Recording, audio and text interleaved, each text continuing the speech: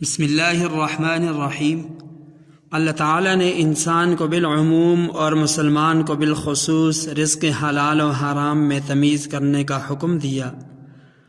رزق حلال کمانا اور رزق حرام سے اجتناب کرنا اتنا ہی ضروری ہے جتنا کہ نماز، روزہ، دیگر فرائض و واجبات پر عمل پیرا ہونا ضروری ہے۔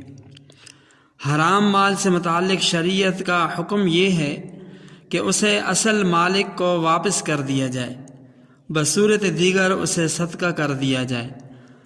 البتہ حرام مال کو صدقہ کرنے میں ثواب کی نیت نہ کی جائے اور نہ ہی حرام مال کو صدقہ کرنے میں ثواب کی امید رکھی جائے، کیونکہ حرام مال صدقہ کرنے پر ثواب کی نیت اور امید رکھنا یہ شرعاً ناجائز ہے، شریعت اس کی اجازت نہیں دیتی۔